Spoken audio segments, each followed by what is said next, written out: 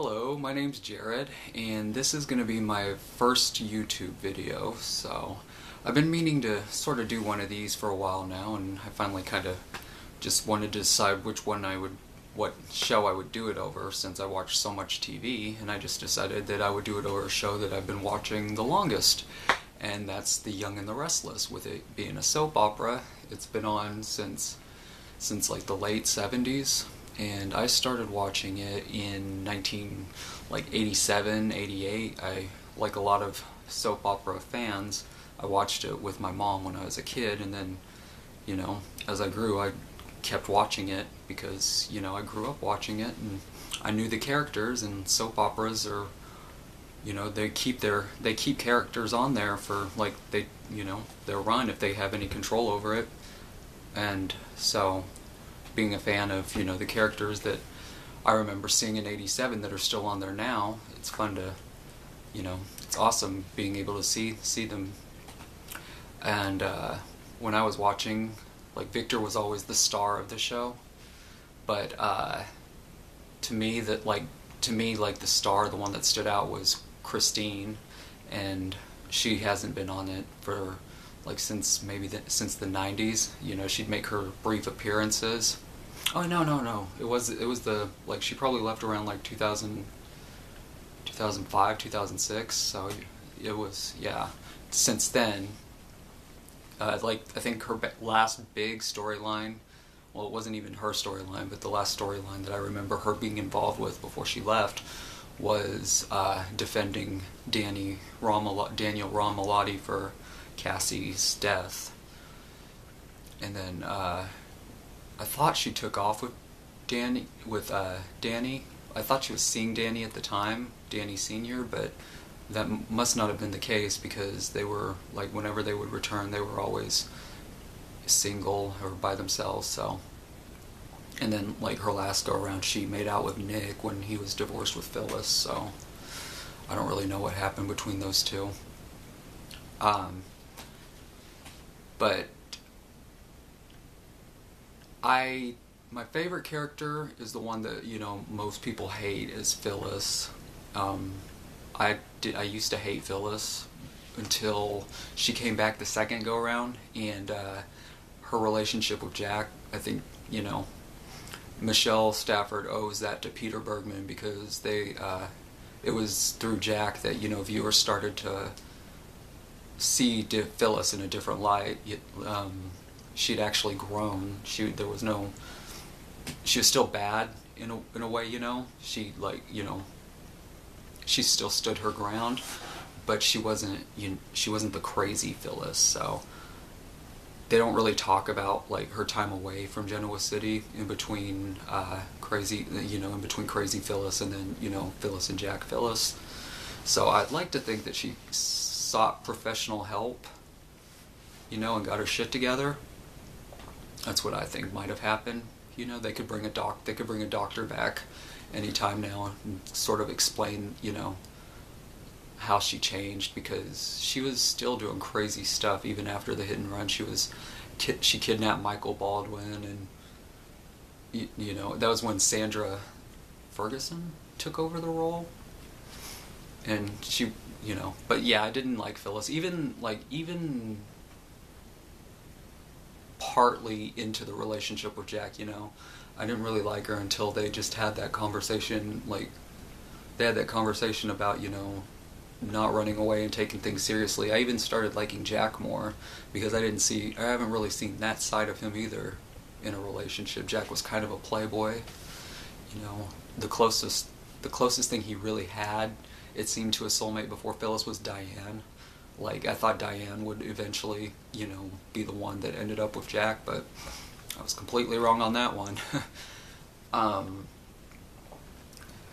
I like Victor. Victor is, everyone knows Victor. He's the gray area, supposedly. He's more on the villainous side, but at the same time, you're riveted by him, even now,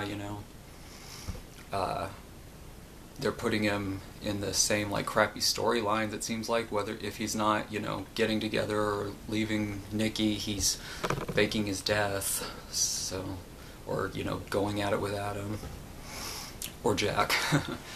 But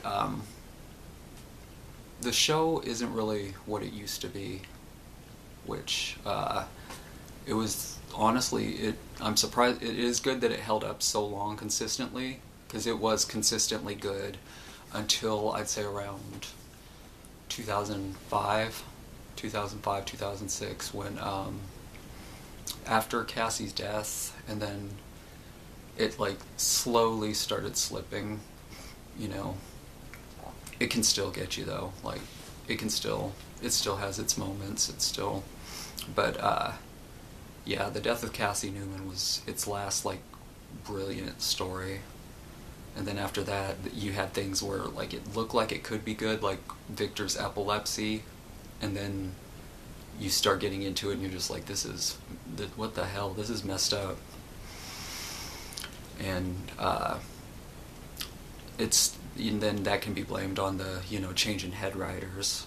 In 2006, it was Lynn Marie Latham, and her worst thing was she was wrecking characters that she didn't really like. She didn't really have any use for if she wasn't getting rid of them. She got rid of John Abbott at that time. She got rid of Ashley Abbott at that time. At the time she said that, you know, there was no more story to be told with Ashley and John, but Bold and the Beautiful kind of made her look stupid when she said that, because they hired Eileen Davidson. And not only did they hire Eileen Davidson, but she was playing the exact same character, and they were making great stories with her. She was having a fling with a guy like half her age, you know. So that was probably one of the things that helped contribute to her firing, because Lynn Marie's firing, not Eileen Davidson's, but they let Lynn Marie Latham go during the writer's strike, so you could tell that they just weren't, you know, they were not happy with her. And after Lynn Marie Latham, it was Maria Arena Bell, and I thought, well, this is going to be awesome, and it really was. It was great the first 6 months, you know, because they were just, you know, they brought Ashley back, and I didn't like that Nick and Sharon were getting back together, you know, but they were also kind of making Phyllis back to her pre-Stepford ways when she was with Nick. And so, you know, she was you could sort of see that look in Michelle Stafford's eyes that she brings whenever, you know, Phyllis becomes unhinged. And my favorite kind of characters, they're not I don't like good characters and I don't like bad characters, you know, that doesn't matter. It's just that I like characters that can make me feel uncomfortable. I don't know what they're going to do next. You know, not to say that I don't know this character, but just to say that, you know,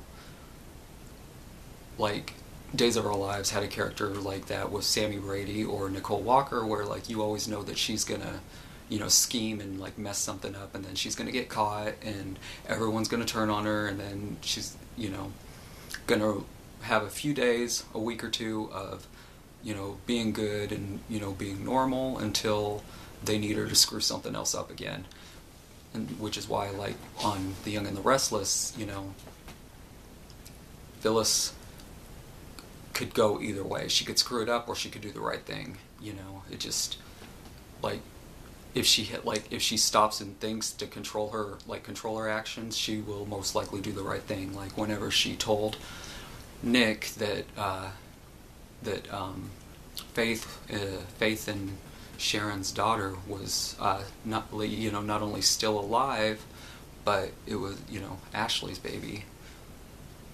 And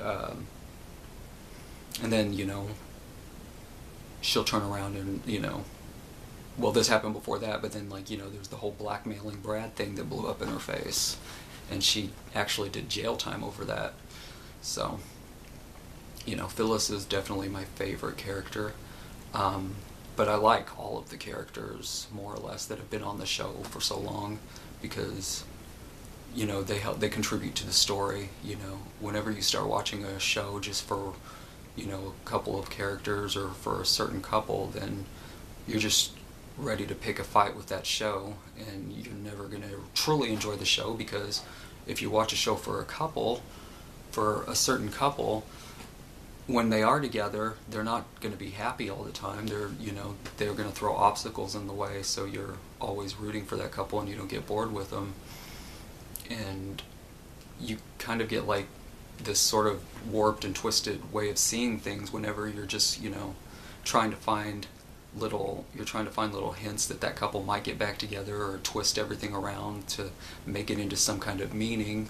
And it just, you know, that's not a fun way to watch the show. I don't see it that way. And that's why I like, you know, I think the writers writers like, you know, look into the internet too much, and because when you let fans dictate the show, then it kind of loses its, you know, genuine sense of storytelling. And sorry, I tend to get off track. We're talking about the head writers.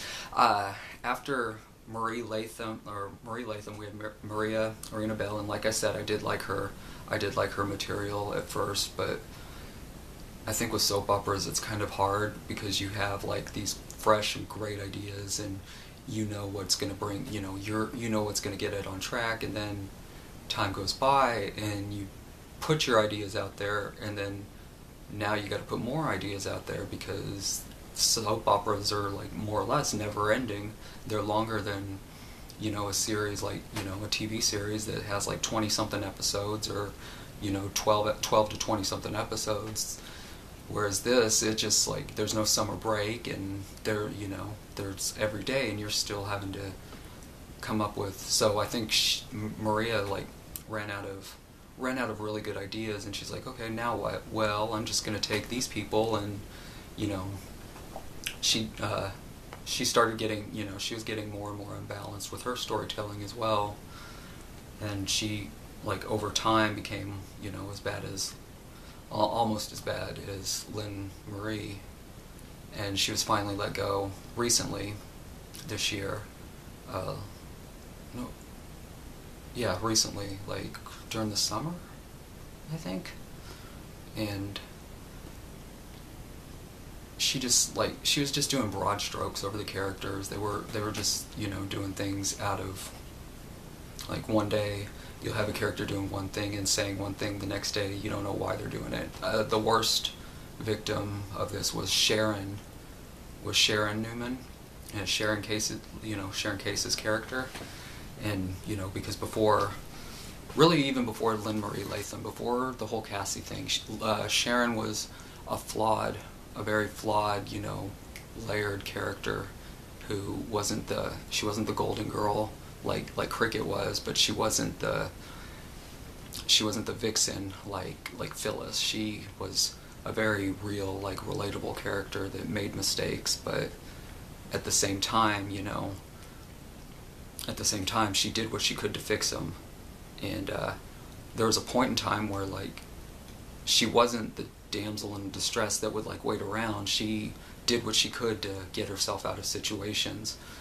Like, for example, my favorite storyline involving her, aside well, because, like, with Cassie's death, it wasn't really about her. It was about Nick's grief.